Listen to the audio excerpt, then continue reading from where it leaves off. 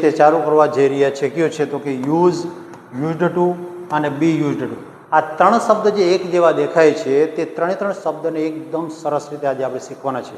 અને એ શબ્દમાં જો આપણે સમસ્યા છે તો આજનો આ લેક્ચર છે છેલ્લે સુધી માણો અને એકદમ સરસ રીતે આ ટોપિકને જાણો. બરાબર, તો ચાલો શરૂ કરી દઈએ આ ટોપિક કે જેની અંદર આપણે આ ત્રણે ત્રણની એકદમ સરસ રીતે માહિતી મેળવવાના છીએ. તો સૌ પ્રથમ આ ત્રણે ત્રણ બાબતની ચર્ચા જે છે તેની આપણે જોઈએ.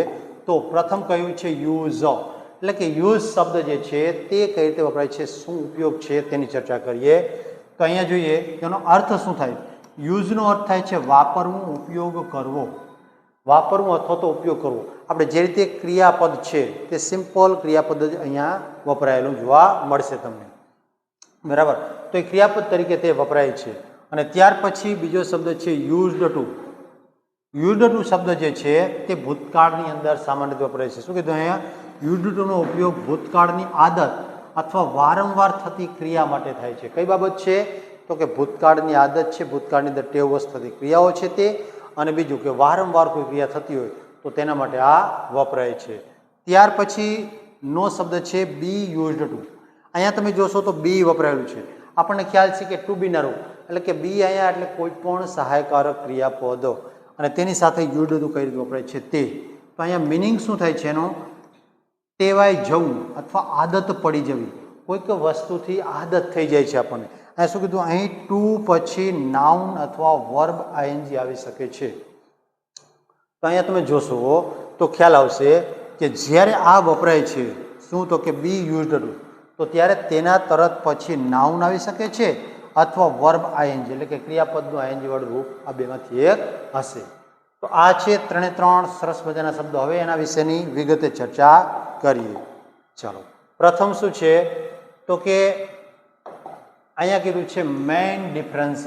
આ ત્રણે ત્રણની અંદર શું ડિફરન્સ છે, શું તફાવત છે તેની ચર્ચા કરીએ.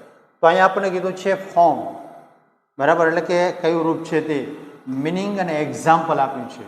તો અહીંયા જુઓ છો યુઝ, તેનો ઉપયોગ અર્થ શું થાય છે તો કે ઉપયોગ કરવો. તો અહીંયા શું આ વાક્ય છે આપણને કીધું છે આઈ યુઝ અ પેન, એટલે કે મેં એક પેનનો ઉપયોગ કરું છું આ અર્થમાં. તો અહીંયા સામાન્ય ક્રિયાપદ તરીકે આ તમને વપરાયેલું જોવા મળશે જે સામાન્ય રીતે સાદા વર્તમાન કાળમાં આવે છે. ત્યાર પછી છે યુઝડ ટુ. યુઝડ ટુ શું છે તો કે પહેલાં કરતું હતું, પહેલાં કરતો હતો, પહેલાં કરતી હતી, પહેલાં કરતા હતા. તો અહીંયા તમે જોશો કે આ ભૂતકાળને ધ્યાનમાં રાખીને વપરાયેલું જોવા મળે છે. તો અહીંયા શું કીધું છે? આઈ યુઝડ ટુ પ્લે ક્રિકેટ, એટલે કે હું પહેલાં ક્રિકેટ રમવા ટેવાયેલો હતો. ટૂંકમાં જે તે ભૂતકાળની અંદર કોઈ ક્રિયા અવારનવાર વારંવાર અથવા તો સતત થયા રાખે છે તે દર્શાવવા માટે. પછી બી યુઝડ ટુ છે તે, તો અહીંયા શું કહે છે? ટેવ પડી જવી. તો કોઈક ના કારણે જ્યારે ટેવ પડી ગઈ છે તેવું દર્શાવવું હોય ત્યારે શું કહે છે અહીંયા? આઈ એમ યુઝડ ટુ વેકિંગ અર્લી. હું અથવા તો મને, અહીંયા હું પણ મને શું છે તો કે વહેલા ઉઠવાની ટેવ પડી ગઈ છે. તો અહીંયા તમે જોશો યુઝડ ટુ શબ્દ જે છે તેની આગળ શું છે તો કે બીનું રૂપ એમિઝાર, વોઝવેર કંઈ પણ આવી શકે છે ભૂતકાળની અંદર તો. અને અહીંયા તમને કીધું તે રીતે કાં નામ આવી શકે છે અને અથવા ક્રિયાપદનું આઈએનજી વાળું રૂપ આ બેમાંથી એક આવી શકે છે. તો આનો મેઇન ડિફરન્સ છે. હવે એની વિગતે ચર્ચા કરીએ તો આગળ જોઈએ. ચાલો, વાક્ય છે તેની દરેકની આપણે સરસ મજાની રીતે ચર્ચા કરીશું એટલે ખ્યાલ આવશે કે આ શબ્દ જે છે તે કઈ રીતે વપરાય છે અને શું તેનો ઉપયોગ થાય છે. બરાબર, તો પ્રથમ શું છે તો કે I use a mobile phone. હું મોબાઈલ ફોન વાપરું છું. તો અહીંયા તમે જુઓ છો સાદા વર્તમાન કાળની અંદર વપરાય છે. શું કીધું? હું મોબાઈલ ફોન વાપરું છું. ત્યાર પછી સી યુઝ અહીંયા સાદા વર્તમાન કાળની અંદર એસ લાગ્યું છે. અ લેપટોપ, તે લેપટોપ વાપરે છે. તે અથવા તેણી, કોઈ ઓકે તેણી આવશે. બરાબર, પણ તે એટલે સ્ત્રીવાચક અથવા પુરુષવાચક બંને લઈ શકાય છે. તો તેણી લેપટોપ વાપરે છે. પછી વી યુઝ ઇંગ્લિશ ઇન સ્કૂલ. અમે સ્કૂલની અંદર અંગ્રેજી વાપરીએ છીએ એટલે કે બોલીએ છીએ. પછી નું વાક્ય છે તે જોઈએ. He uses a pen to write. તે લખવા માટે પેનનો ઉપયોગ કરે છે. તો અહીંયા તમે જુઓ છો કે દરેકે દરેક વાક્ય જે છે તે સાદા વર્તમાનકાળમાં દર્શાવીએ છીએ અને યુઝ શબ્દ જે છે તે શું તો કે ક્રિયાપદ તરીકે વપરાયું છે. પછી they use the internet daily, તેઓ ઇન્ટરનેટ નિયમિત અથવા તો દરરોજ વાપરે છે. તેઓ દરરોજ ઇન્ટરનેટ વાપરે છે. આ રીતે તો અહીંયા યુઝ જે છે તે સામાન્ય રીતે કયા શબ્દ તરીકે વપરાયો છે તો કે ક્રિયાપદ તરીકે. કોઈ પણ વાક્ય જે છે તેને દાખલા તરીકે શું કે I use this pen, I read this book, આ રીતનું કેવું હોય છે તો શું કહેવાય કે આઈ રીડ ધીસ બુક એની જગ્યાએ આઈ યુઝ ધીસ બુક. તો અહીં યુઝ શબ્દ જે છે તે મુખ્ય ક્રિયાપદ તરીકે વપરાયું છે. ચાલો ત્યાર પછીની ચર્ચા કરીએ તો શેની તો કે યુઝડ ટુ. તો યુઝડ ટુ છે તે કઈ રીતે વપરાયું છે જુઓ. આઈ યુઝડ ટુ પ્લે ક્રિકેટ, એટલે કે હું ક્રિકેટ રમતો હતો. ભૂતકાળની ચર્ચા છે, જો અહીંયા હતો આવ્યું છે બરાબર. અને બીજું કે અહીંયા યુઝડ, અહીંયા તમે જોઈ શકો છો કે યુઝનું ભૂતકાળ રૂપ આવ્યું છે. પછી C used to live in Rajkot, તે પહેલાં રાજકોટમાં રહેતી હતી અથવા તેણી રહેતી હતી. તો અહીંયા જે તે સમયે કોઈ ક્રિયા ભૂતકાળમાં થતી હતી, ટેવાયેલા હતા તે પ્રકારની ચર્ચા છે. પછી વી યુઝડ ટુ સ્ટડી ટુગેધર, અમે પહેલાં સાથે ભણતા હતા. જે તે સમયે ભૂતકાળની વાત છે. પછી હી યુઝડ ટુ સ્મોક, તે પહેલાં સ્મોકિંગ એટલે કે ધૂમ્રપાન કરતો હતો. પછી ધે યુઝડ ટુ વિઝિટ અસ, તેઓ પહેલાં અમને મળવા આવતા હતા અથવા તો અમને મળતા હતા.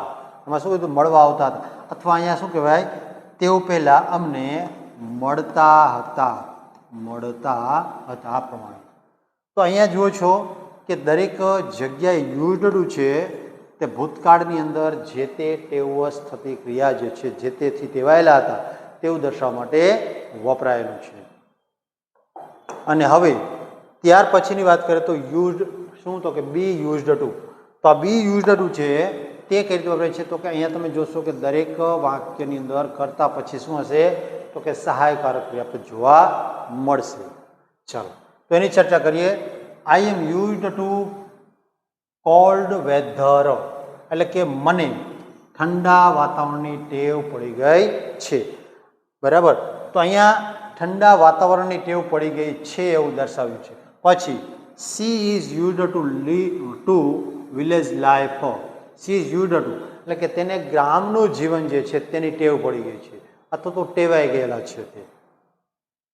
પછી we are used to hard work, અમે સખત મહેનત કરવાની ટેવ છે અમને અથવા અમને મને અહીંયા અમને કીધું છે અમને મહેનત કરવાની ટેવ છે અથવા તો સખત મહેનત. અહીંયા હાર્ડ કીધું છે એટલે શું કહીશું આપણે સખત મહેનત કરવાની ટેવ છે. પછી I am used to working up early, હું શું કહે મને ભૂતકાળમાં તેની ટેવ હતી તો કે અહીંયા ભૂતકાળની પણ વર્તમાનની વાત કરેલી છે.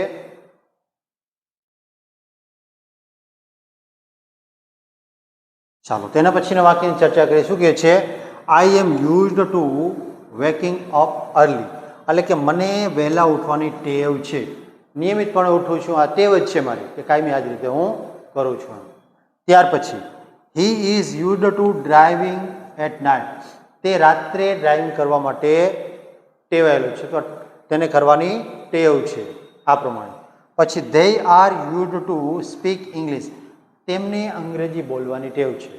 તો અહીંયા દરેક જગ્યાએ તમે જુઓ છો કે યુઝડ ટુ શબ્દ જે છે તેની આગળ સહાયકારક ક્રિયાપદ વપરાયું છે અને તે આ રીતે દર્શાવે છે કે ટેવ છે એમ. બરાબર. હવે આ દરેક વાક્ય જે છે તેની વિગતે ચર્ચા આગળ વધારતા શું કરશું તો કે ગુજરાતીનું અંગ્રેજીમાં ટ્રાન્સલેશન કરીએ તો ખ્યાલ આવે કે આ દરેક વાક્ય છે તે કઈ રીતે બને છે. ચાલો. વિદ્યાર્થીઓ વર્ગમાં નોટબુકનો ઉપયોગ કરે છે.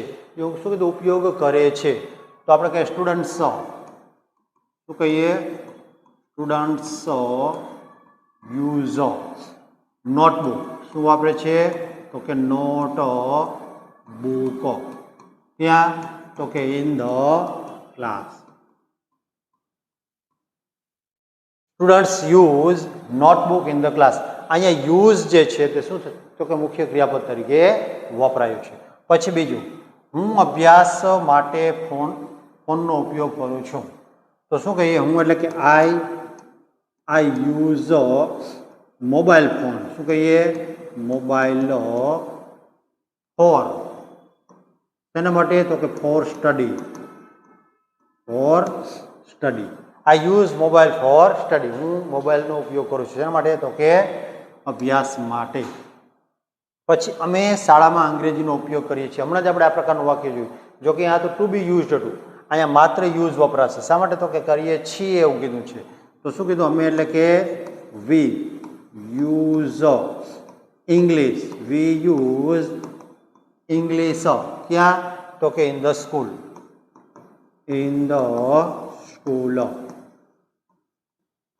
વી use English in the school.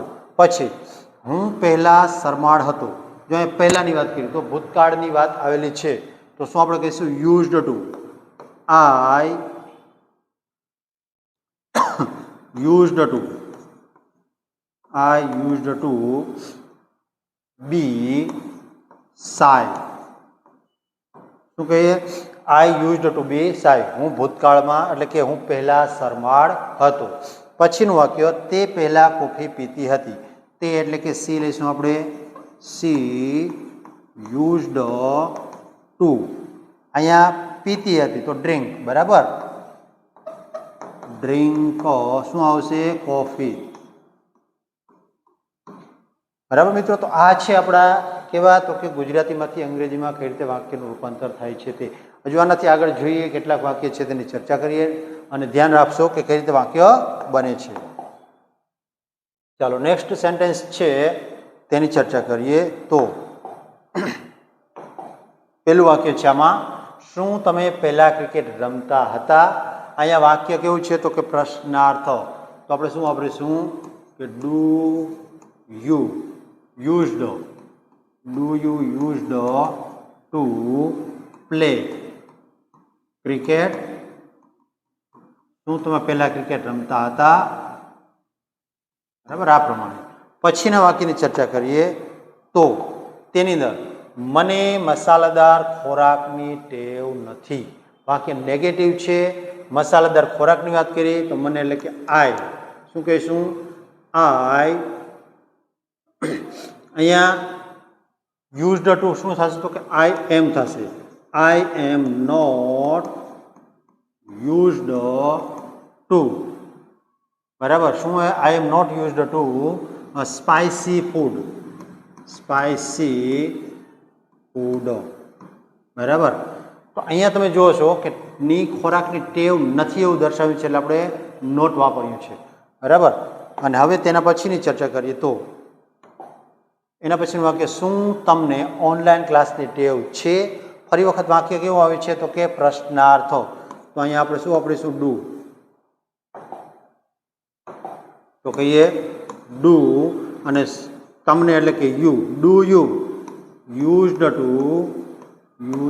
Two. Do you used to શની તો કે online class. Do you used to online class.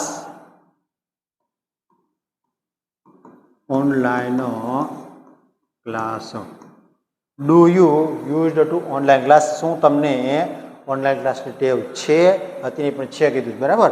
ત્યાર પછી તેને એકલા રહેવાની ટેવ પડી ગઈ હતી. તો અહીંયા ભૂતકાળનું વાક્ય છે તેને એટલે કે હી યુઝડ ટુ. અહીંયા ભૂતકાળની વાત છે એટલે આપણે શું વાપરવું પડશે તો કે was. He was used two.